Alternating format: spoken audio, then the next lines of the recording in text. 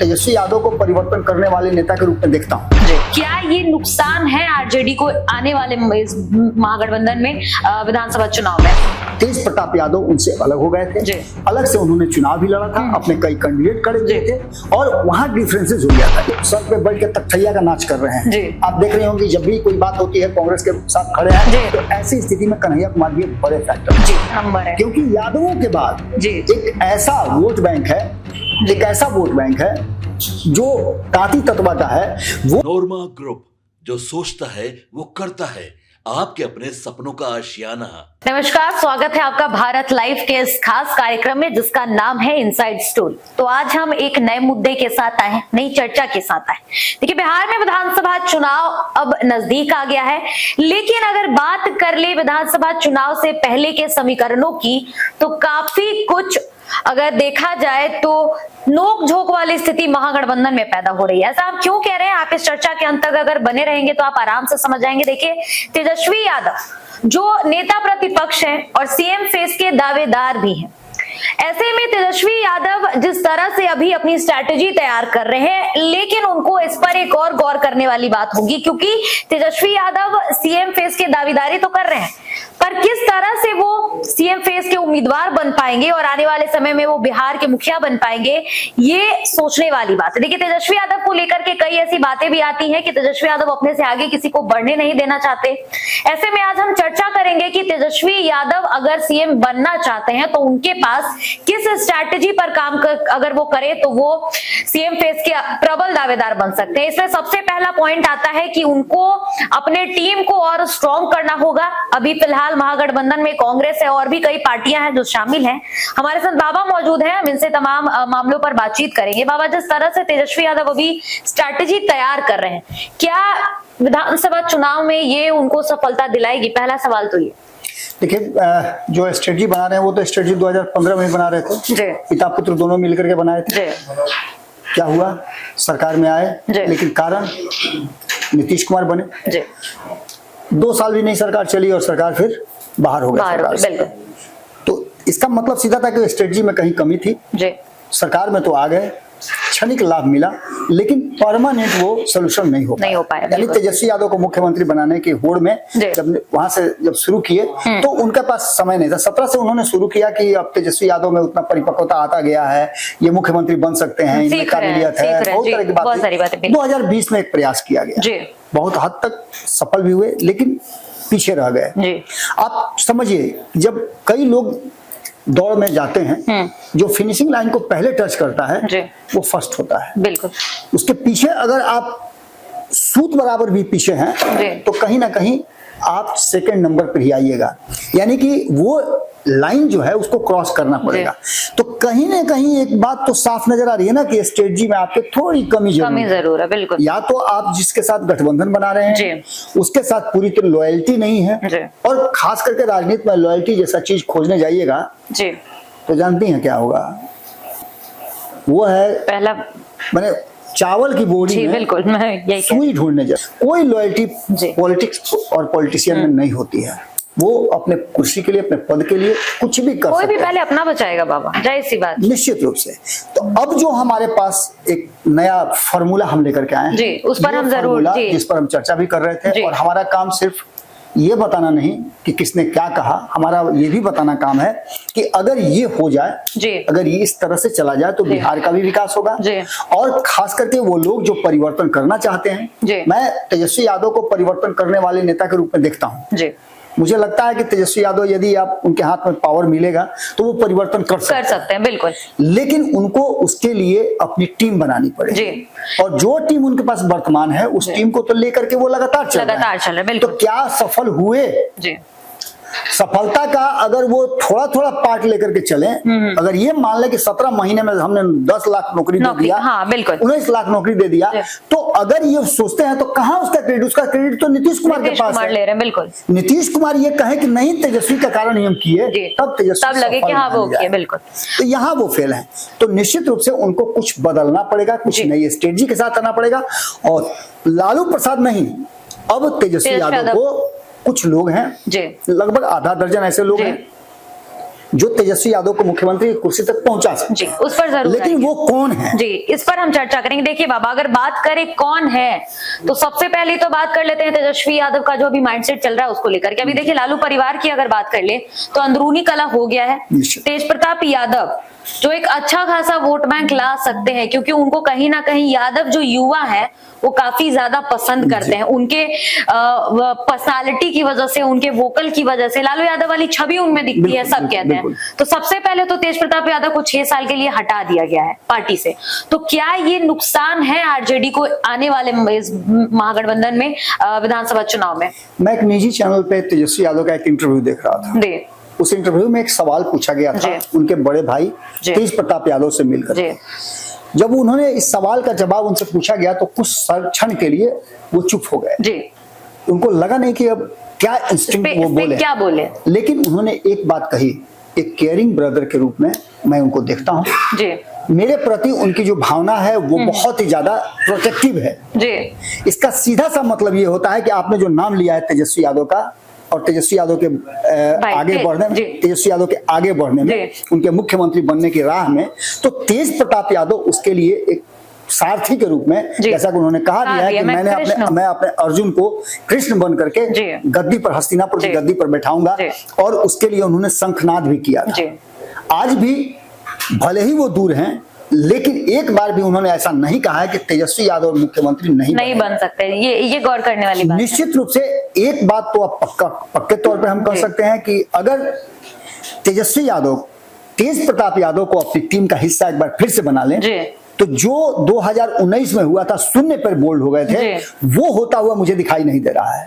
2019 में तेज प्रताप यादव उनसे अलग हो गए थे, अलग से उन्होंने चुनाव भी लड़ा था, अपने कई कैंडिडेट खड़े किए थे और वहां डिफरेंसेस हो गया था। इस बार तो वो विधिवत रूप से, ऑथेंटिक रूप से, लिखित रूप से वो अपने परिवार से, पार्टी से अलग है। तो ऐसी स्थिति में तेज प्रताप एक बड़े फैक्टर हो सकते हैं जो तेजस्वी यादव के मुख्यमंत्री बनने के रास्ते का एक सारथी के रूप में काम कर सकते हैं। अब दूसरे नाम की तरफ चलते हैं बाबा। ये नाम कहीं ना कहीं तेजस्वी यादव को गले की हड्डी जैसी महसूस होती है।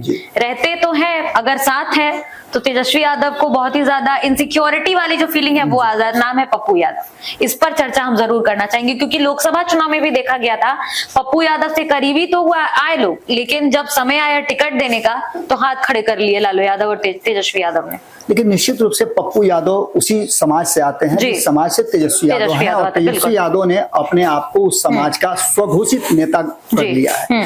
जो लेगेसी लालू प्रसाद ने यादव समाज में अपनी बनाई है, उस लेगेसी को लेकर के वो आगे बढ़ रहे हैं और चाहते हैं कि कोई भी दूसरा यादव नेता उस जगह पर न पहुंचे। इसमें कई लोगों को आपने देखा होगा कुर्बानियां हुई है, कई लोगों को कुर्बान होना पड़ा है। पप्पू यादव भी उसमें से एक है। तेजस्वी यादव ने बहुत हद तक पप्पू यादव को एक तरह समझिए कि बिहार की राजनीति से नेस्तनाबूद कर दिया था। विधानसभा में वो बेहतर प्रदर्शन नहीं कर पाए, लोकसभा में जब कांग्रेस के साथ वो अपनी पार्टी का विलय कर लिए, और जब पटना आए तो उन्हीं के इशारे पर शायद कांग्रेस ने भी बिहार में उनको कोई तरजीह नहीं दी, बिल्कुल, और इसके कारण उनको निर्दलीय चुनाव लड़ना पड़ा।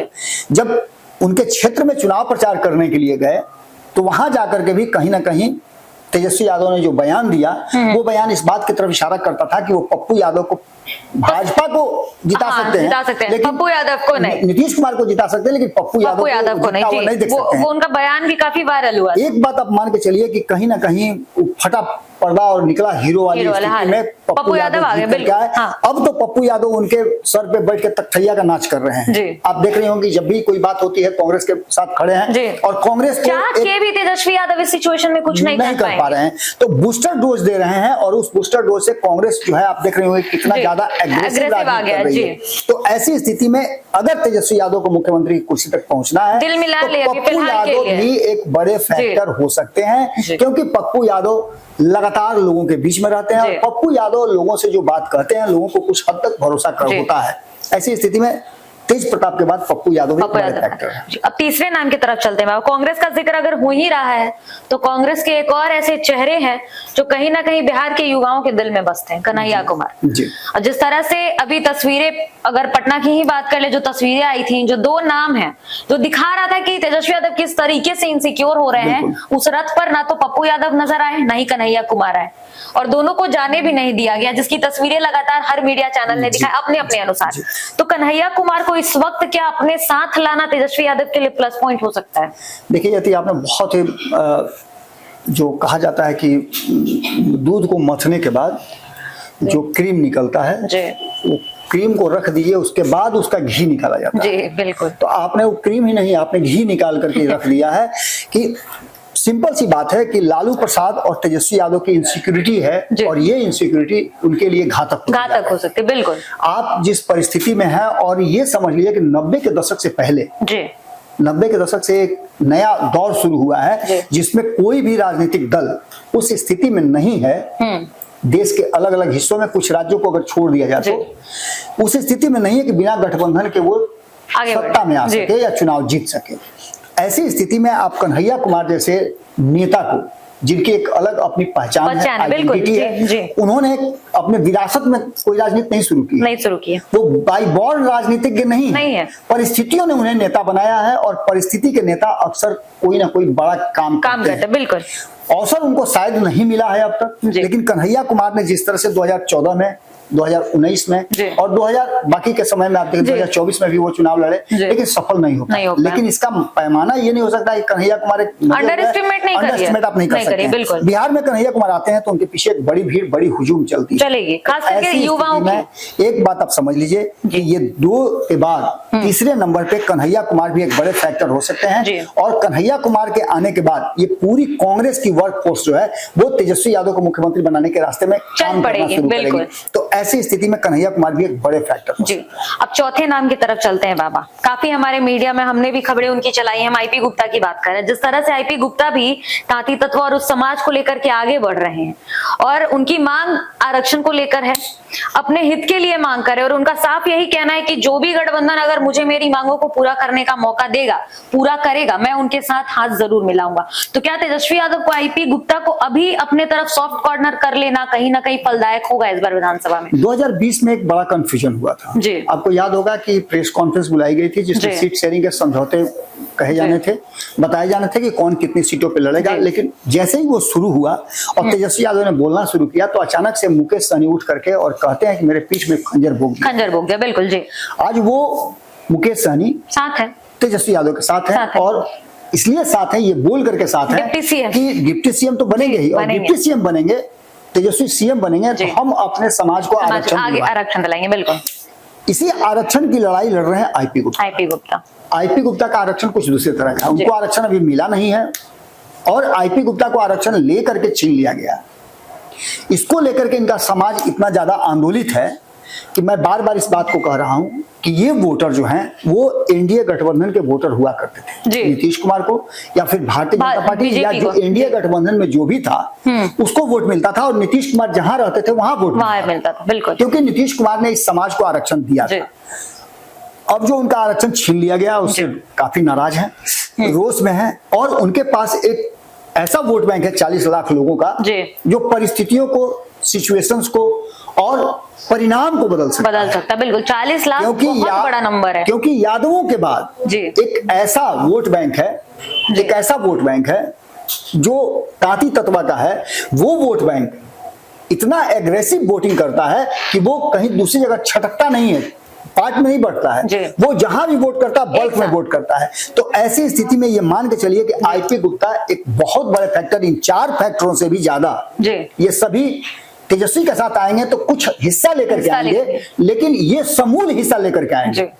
आईपी गुप्ता सब अपनी पूरी, जैसे नहीं होता है कि आपके प्रति भागीदारी दे देंगे, आपके प्रति समर्पित जब हो गए तो समर्पण का मतलब होता है कि मेरा जो है सब आपका ले लीजिए, तेरा तुझको अर्पण क्या लगे है मोह, ये वाली स्थिति इनकी है और इनका समाज इसी ढर्रे पर काम कर रहा है। तो आईपी गुप्ता एक बहुत बड़े फैक्टर हैं। अगर ये तेजस्वी यादव के साथ आ जाते हैं तो आप ये मान के चलिए कि तेजस्वी यादव के मुख्यमंत्री बनने की संभावना में से अगर 50-50 का है तो 52%, 53%, 54%, 60% तक, 1 से लेकर के 9 तक ये आंकड़ा बढ़कर 50% से 60% तक पहुंच सकता है और संभावनाएं ज्यादा बढ़ सकती है। अगर ये चारों मिलकर के, 3 मिलकर के अगर उनको 2% वोट ला करके देते हैं तो ये सीधे अकेले दम पे 6% वोट ला करके देंगे। 6% ये बहुत बड़ा मार्जिन होता है, बहुत बड़ा मार्जिन होता है।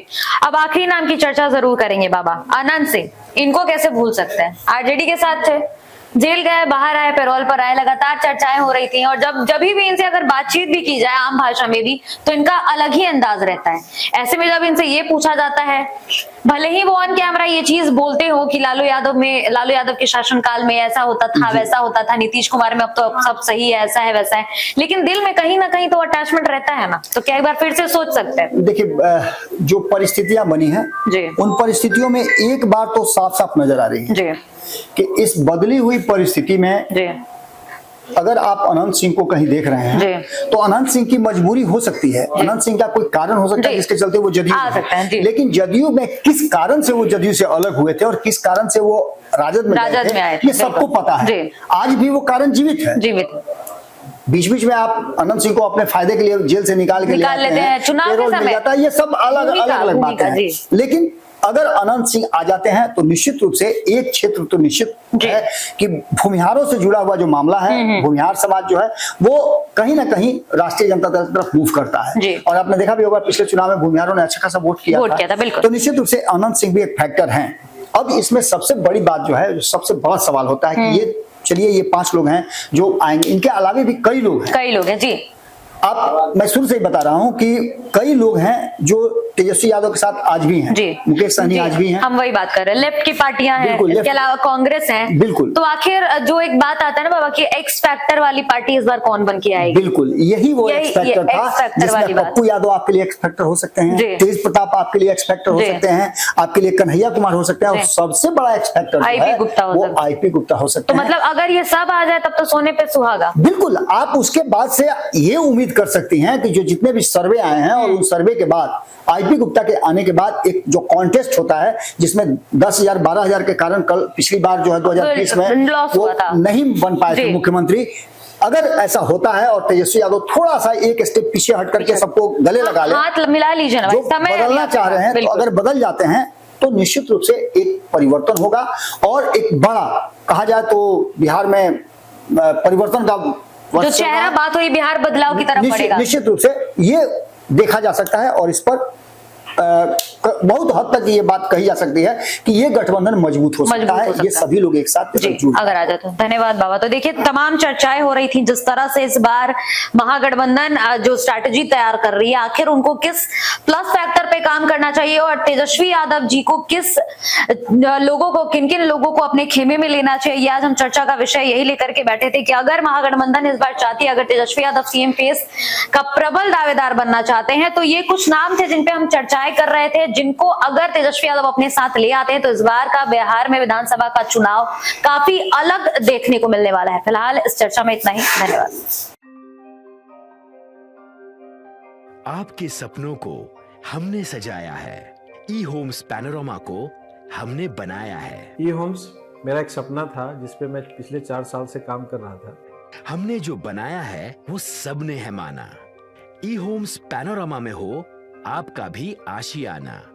और फाइनली हमने 2021 में इस प्रोजेक्ट को लॉन्च किया। बहुत लोग अप्रिशिएट कर रहे हैं कि पूर्णिया जैसे शहर में बिहार के, एक तो बिहार की बात करें उसमें भी पूर्णिया जैसे छोटे जगह में इस तरह का लाइफस्टाइल देना, ये सुन के हम लोगों को बहुत अच्छा लगता है। ई होम्स में हमने कुछ और भी किया है, जैसे हम जिस जगह में रह रहे हैं हमारे फैमिली सिक्योर हो, उनको सिक्योरिटी का ध्यान में रखा है। आपकी सुविधा और सुरक्षा आपके लिए खास है, ये आपका विश्वास है। इसमें आर्टिफिशियल इंटेलिजेंस का 7 लेयर सिक्योरिटी का हमने इस्तेमाल किया है। लस ग्रीन कैंपस को बनाया है, यदि हमारा बाउंड्री वाल है तो वो वर्टिकल गार्डन है। ये जितने भी फैसिलिटी होता है एक इंटरनेशनल टाउनशिप में ई होम्स है, ये हम लोग विश्वास नहीं कर पा रहे हैं। जो भी हमारे मित्र दोस्त या जो भी हमारे बाहर के बाहर आते हैं तो हम लोगों को बहुत अच्छा सुनने को मिलता है और बहुत अच्छा क्रेडिट मिल रहा है। वो सारा हमने सिर्फ एक बिल्डिंग नहीं बनाया, हमें एक बहुत अच्छा लाइफस्टाइल दिया ई होम्स में, और मेरा एक सपना था जिसको मैं आज फुलफिल होते हुए देख पा रहा हूँ। ये आपका आवास है। ई होम्स पैनोरमा में अब आपका निवास है। E Homes Panorama, luxurious lifestyle redefined. Panorama group, जो सोचता है वो करता है। अगर ये वीडियो पसंद आई और वह बिहार के राजनीति और बिहारियत से सरोकार रखेनी तो सब्सक्राइब बटन दबा के चैनल के सब्सक्राइब कर ली। ओजे एगो घंटी बा, ओकरा बटन दबा देला से कुल सटीक और मारक खबर रुआ मुफ्त में मिल जाई। अगर रुआ पत्रकारिता के हमनी के नया प्रयोग में सहयोग कर चाहतानी तो ज्वाइन बटन दबा दी। पेटीएम नंबर नोट कर ली 938681